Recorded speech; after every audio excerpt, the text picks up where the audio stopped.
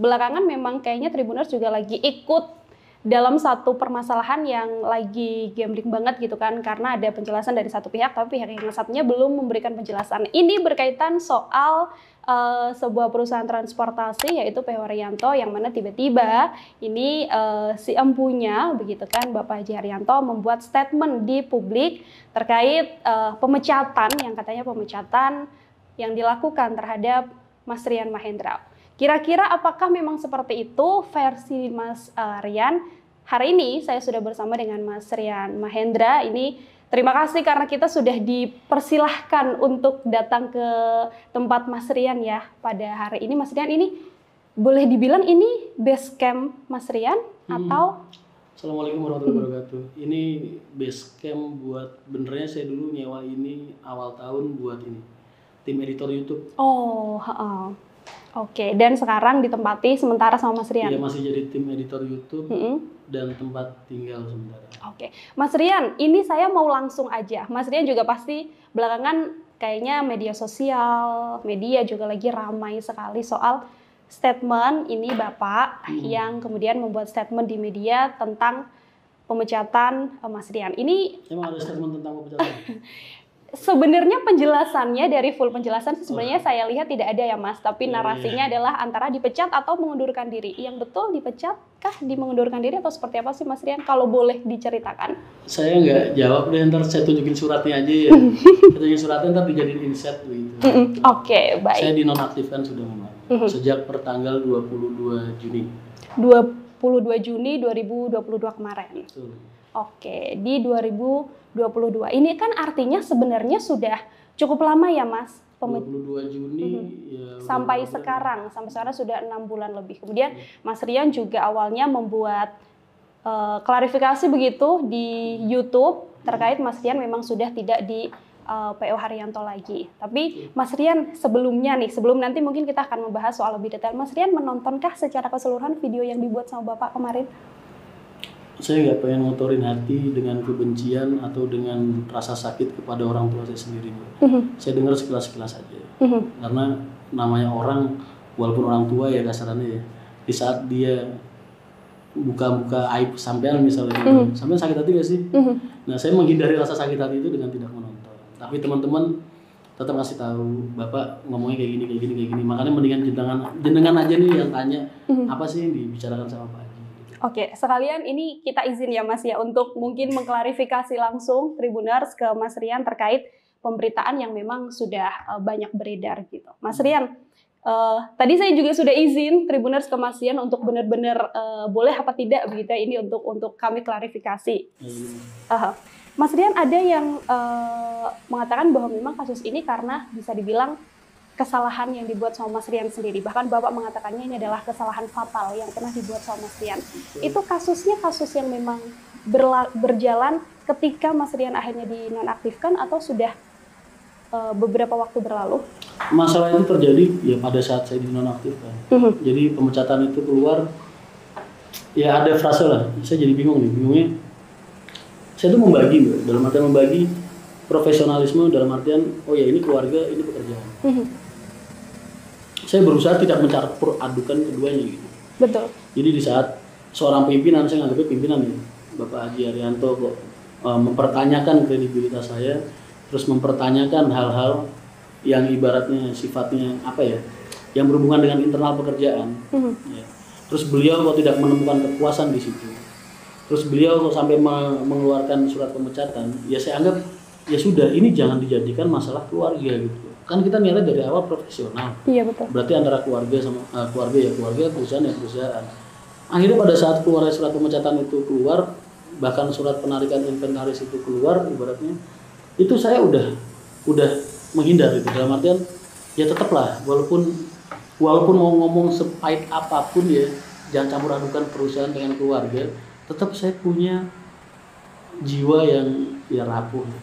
Anggap aja saya masih lemah. Jadi bayangin aja saya harus dipecat dari sebuah perusahaan yang saya ikut berjuang di dalamnya selama, entah beliau nganggap ada atau enggak, atau nganggap saya ini berarti atau enggak, terserah lah itu mau. Karena itu kan penilaian pimpinan ya. Cuman saya tetap punya masa untuk terpuruk. Jadi saya udah berdiam diri, Ya seperti yang kalian lihat lah, saya nggak punya, maksudnya udah dilucutin semua. Saya udah nggak dapat privilege yang selama ini saya dapatkan ketika saya bekerja. Ya masih ada tabungan dikit-dikit saya pakai buat hidup selama bulan apa ya berarti? Juli, Agustus, September, Oktober, November, Desember, 7 bulan. Ya buat saya masa terpuruk saya 5 bulan udah cukup. Ketika di bulan ke-6 ketika di bulan ke-6 ini saya udah lumayan agak sembuh, terus terang aja. Makanya saya pengen move on. Saya pengen nyari. Saya udah sempat pulang sebenarnya kemarin sama Bapak pada saat bulan November itu. Cuman ya entahlah, mungkin beliau masih emosinya masih tinggi dan lain sebagainya. Saya juga nggak ngerti, pada 5 bulan nggak ketemu. Terus saya sebagai anak tetap malah saya pergi, saya pengen nyari kerjaan di luar karena ya mau nggak mau. Ya saya kan udah kehilangan akses keuangan. Saya punya anak kuliah, bener masih dibiayain sama Pak Haji pada saat itu. Punya anak kuliah, punya istri, punya 2 anak sekolah di rumah, dan saya juga masih banyak tanggungan-tanggungan di luar yang harus saya selesaikan, yang udah selama berbulan-bulan itu uber saya kasarannya, karena kan ya otomatis jadi terhambat semua. Saya mau sampai kapan gitu terpuruk?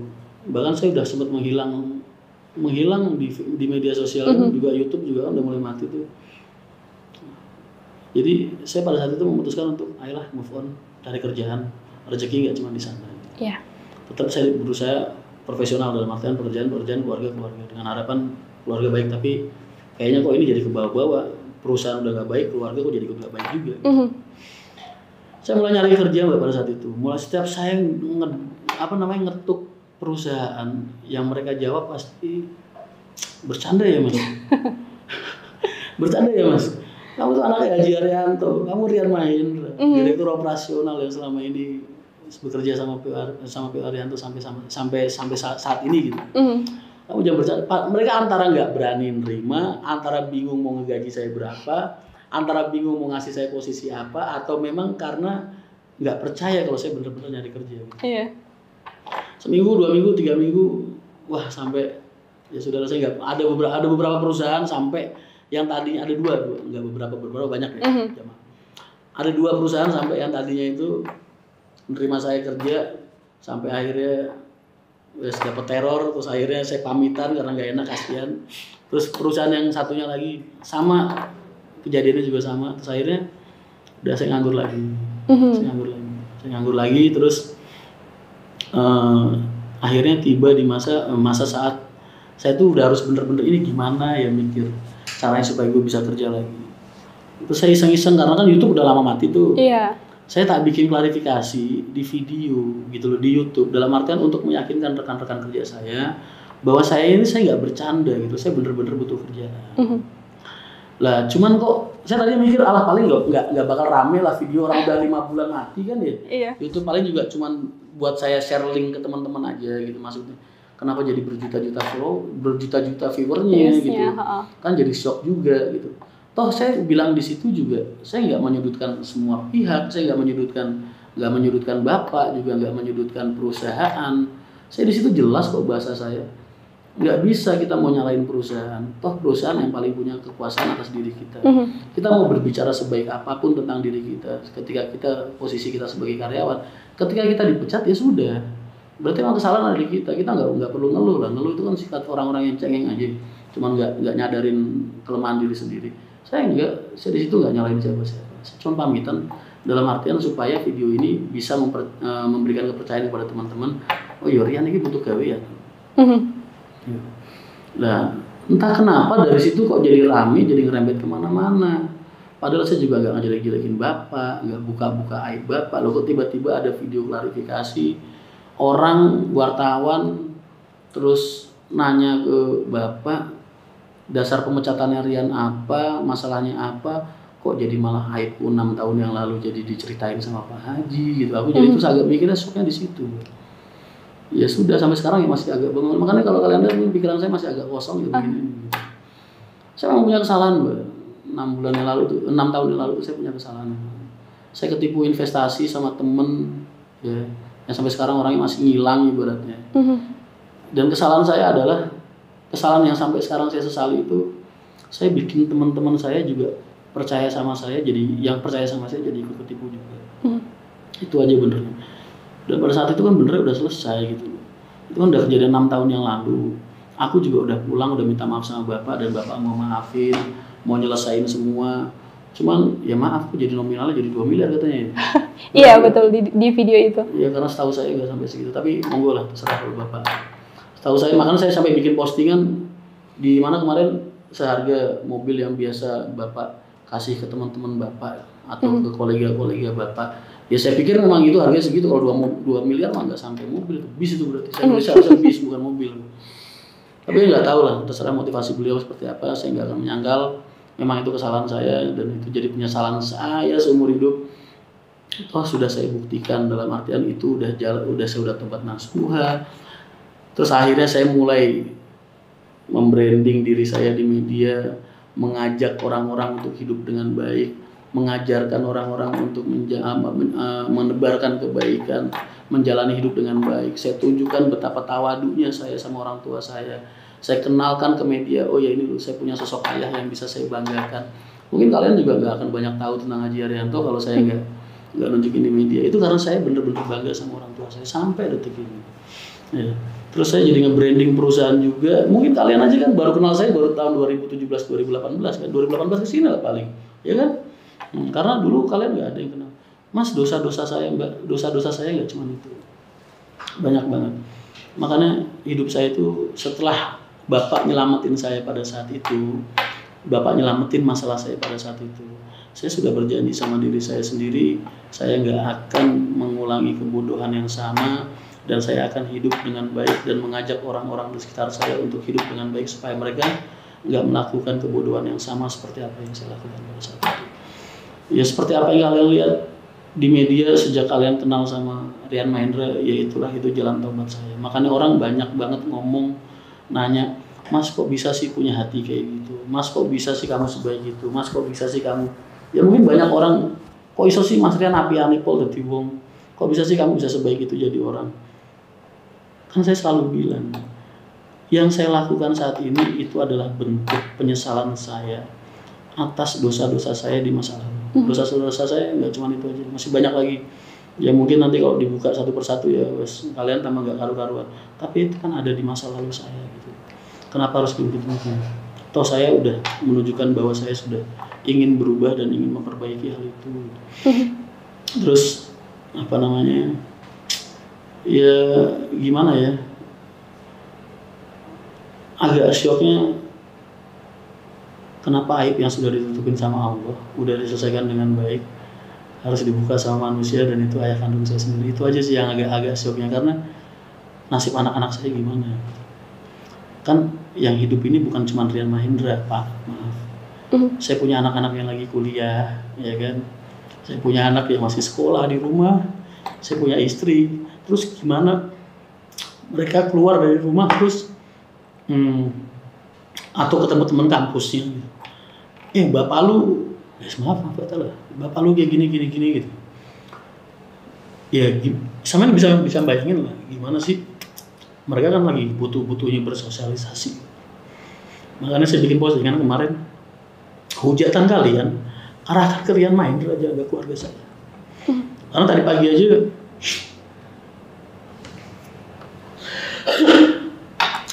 mertua saya tuh sampai, nah kamu semangat ya. Beliau itu mertua saya sampai yang perempuan maupun yang laki-laki, sampai keluar dari rumah aja ditanya tetangganya. Ya mertua perempuan ke pasar ditanya sama tetangganya. Saya tuh kasihan gitu, karena saya belum pernah bisa membahagiakan mereka, belum pernah bisa ngebahagiain orang tua saya sendiri. Mungkin bapak masih kurang sama saya selama ini. Saya juga belum bisa membahagiakan anak dan istri saya gitu. Kenapa mereka harus jadi kebawa sama dosa-dosa saya di masa lalu gitu. Soal itu aja sih. Terus selama ini juga kalau kalian lihat rekam jejak digital seperti apa bapak memperlakukan saya setelah masa itu, bapak saya otomatis pada saat itu janji saya sama diri saya sendiri adalah saya akan memperjuangkan martabat keluarga dengan lebih baik lagi, martabat keluarga besar dengan lebih baik lagi. Saya akan memajukan perusahaan dengan cara bekerja jauh lebih keras lagi daripada sebelumnya. Saya akan merubah diri saya untuk menjadi semakin baik lagi. daripada sebelumnya gitu. Dan itu sudah dibuktikan sampai dalam artian ya seperti apa perkembangan P.O. Haryanto dalam waktu beberapa tahun belakangan ini. Saya anggap itu berkat effort dan bantuan rekan-rekan semua, teman-teman saya, rekan-rekan kerja saya, para kru, orang-orang saya di lapangan dan lain sebagainya. Kalian benar-benar support impian saya untuk membahagiakan orang tua saya. Sampai P.O. Haryanto jadi ada di titik seperti apa yang kalian lihat saat ini gitu. Ya itu kan bentuk sampai Bapak ngasih GLS kan waktu itu hadiah ya kan. Betul. Ya walaupun udah diambil lagi sih gak jadi masalah lah, itu barang dunia, aku gak jadi mikir. Tapi buat aku itu bahagia buat, karena apa, canda tawa saya sama Bapak pada saat itu final goal atau final achievement yang diinginkan seorang anak kepada orang tuanya. Di saat orang tuanya itu merasa bangga sama dia, merasa seneng, merasa bahagia sama effort yang sudah diberikan sama anak. Nah, itu makanya buat media-media tuh kalian yang menggoreng masalah ini terus jadi kok seolah-olah kalian jadi kayak pengen misahin aku, jadi pengen merusak hubungan aku sama Bapak. Kalau kalian sudah sukses merusak hubungan kerja saya dengan orang tua saya, ya cukup sampai situ aja. Jangan berusaha merusak hubungan darah saya dengan keluarga saya dan adik-adik saya. Terima kasih sudah nonton. Jangan lupa like, subscribe, dan share ya.